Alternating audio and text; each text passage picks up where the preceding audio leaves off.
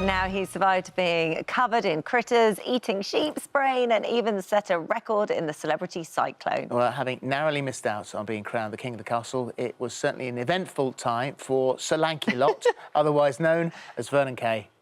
Beautiful, look at that, what a view. It's exciting, you know, one of us could die, which is always makes great telly. Move away. Oh, yes, Vernon. I want it to be Robin Hood. Everyone wants to be the hero, not the fat fella in the smock. This is lamb rank. Lamb what? Cow's teats.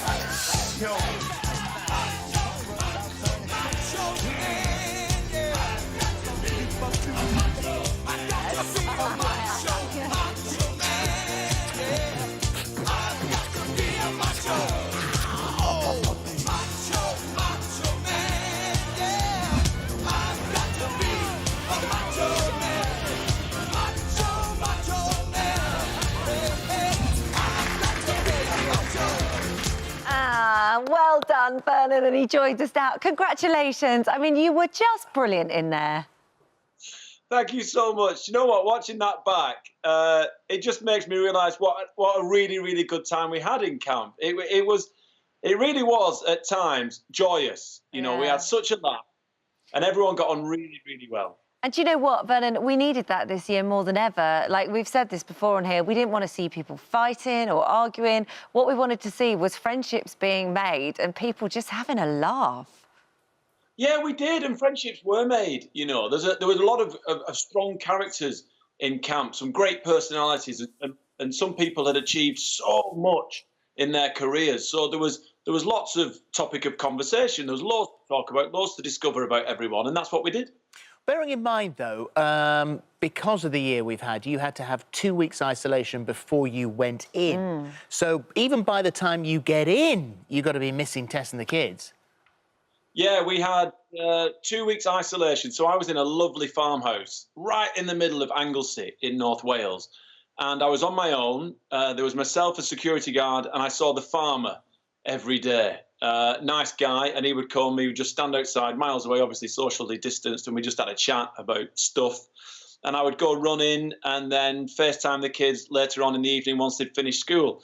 So that bit was quite tough, but because I was on my own, it enabled me, and everyone, I do believe, to prepare for what was to come, apart from the cockroach and the scorpions. Yeah, you didn't like those very much, did you? You didn't like the bugs at all. I think it was that final challenge when they put those... What were those things, like spider scorpions on your face? Yeah. Not these, those... Okay, they said, we've done your left leg, we've done your left arm, we've done your right leg, and we've done your right arm. Now it's time for the face. And I just turned around to them and said, say the what? The face? And that's when it really hit me that the disgusting smell of the cockroaches and the scorpions that they put on me. One went down my T-shirt and bit my back, and the other one bit my earlobe. And that's why I was going,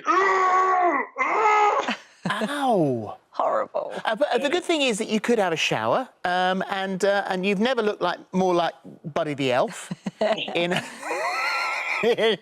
It's so funny. It's so funny, so good. So did you had warm water, and a few people were grumbling about that. That's all it was. It was warm. It wasn't hot. It wasn't steaming. It was just warm. But when you're covered in fish guts, offal, the smell and stench of maggots and cockroach, anything will do. It really will. You just want to get it all off you.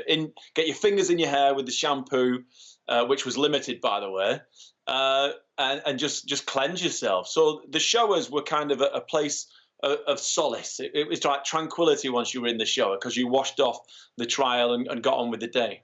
Except that normally you had Jordan kind of pumping the old thing to get the water going, so it wasn't that calm. And that sort of was the start of this real bromance, for want of a better word, between the two of you. And I saw a different side to you, Vernon, in there. You were very caring. You always seemed to very much be there for your campmates. And with Jordan in particular, you said that you felt like he actually needed looking after. You spotted that in him. Yeah, I mean, the fact that Jordan ordered a children's party for his dessert on our final feast sums him up. So true. He's such a sweet, sweet kid, and you can't help but put your arm around him.